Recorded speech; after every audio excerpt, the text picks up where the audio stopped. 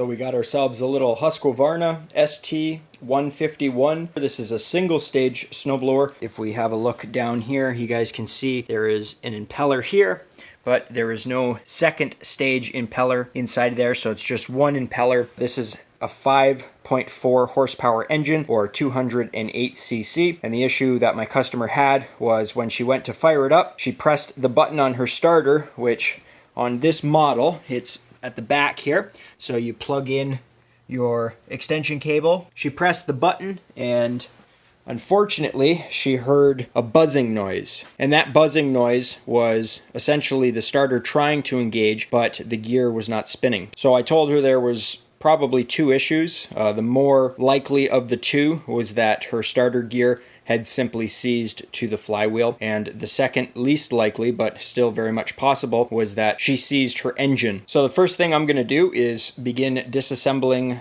all of this plastic. There is a side piece here, there is an orange top cover here, there's another side piece on the other side, and then there's this large piece that covers this area, and then there's another plastic piece at the back. Right now I'm just going to be focusing on these side pieces. So you're going to need a T30 Torx. You can see it's kind of worn off, but basically we're going to be using this guy, and we're going to be going in here on the side, and there's going to be one at the bottom, up here, there, down here, up here, and over there as well. Now once you get both sides loose, you're going to want to come down here, and up underneath your auger there's going to be two bolts that you're going to have to take out, and those two bolts, they just hold this orange plastic piece into position. Now once you get all that loose, you're going to have to loosen off your oil dipstick, pull that off, and then you'll be able to pull your plastic piece off the top. Okay, so I've got your recoil off, the engine freed up, but there was a really loud noise when I was turning it.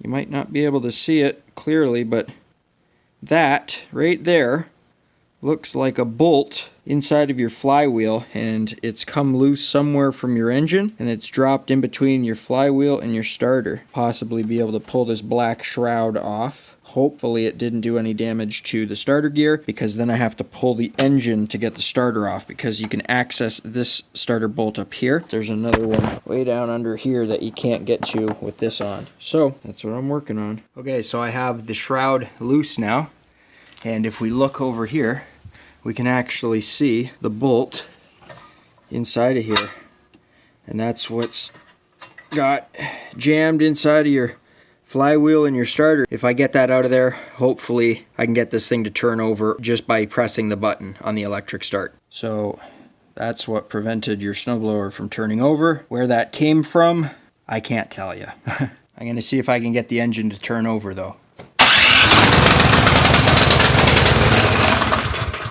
There we go. So I didn't expect that to fire up because the gas tank's on its side, but there's still fuel in the bowl, so the machine fires over. So you basically had a loose bolt wedged in between the starter gear and the flywheel. Where that bolt came from, like I said, I don't know. It could have came loose from the shroud up here or something, but as far as I know, it works. And if the machine runs without finding where that bolt came from, then I would forget about it. I wouldn't even worry. So I'm gonna bolt the shroud back up, and then I'm gonna bolt the recoil back up, and then I'll get the side covers and the fuel tank back together, and then this thing's ready to go. Now I also took the top starter bolt off just to see if I could get it loose a little bit. But if you notice on this, see the head of that? Somebody's tried to get this off before. Now I'm using a 10 mil, this is a 10 mil. Somebody's put the wrong wrench or socket on that and tried to get it off. So I'm going to see if I can replace this bolt, and yeah, then this thing's ready to go back together. Now before I put that shroud back on, I'm going to be using some Permatex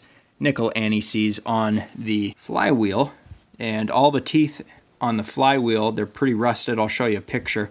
So basically what I'm going to do is just rotate this engine by hand now that we have it freed up, and I'm just going to take a little bit of the nickel anti-seize and rub it down onto the starter gear, and that should kind of keep things lubricated and hopefully prevent any seizing, because that starter gear down there may be damaged from that bolt being in there, because that bolt was in there for a little while, and who knows, it could have been rattling around in there while this machine was running, and then finally just made the engine stop when it got into that location. So a little bit of anti-seize, prevent it to seize up. Okay, so it should look a little something like that.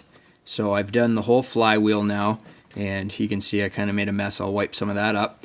But when we start the machine, every time the starter engages, it should pick up a little bit of that nickel anti-seize and just kind of lubricate things a little bit better. You know, for like a quick, maybe 2 minutes that it took me to do that, just rotating the flywheel by hand and liberally applying Permatex nickel anti-seize. Shout out to Permatex for sending that our way. So I will start putting the covers back on. Okay, so let's see if this bad boy fires up.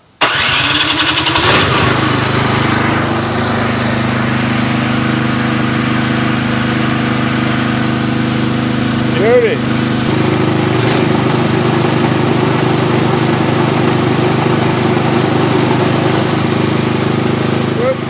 And there we have it. We were able to get this machine freed up. It starts using the electric starter and the pull start as well. So this machine now runs. Basically, this is ready to go back to the customer. She said she changes her own oil. Oil level looks good. And like I said, it fired right up as soon as we press the button, so it doesn't need a carb clean. So that's basically how to rip one of these Husqvarna ST 151 snowblowers apart, and hope you guys enjoyed the video.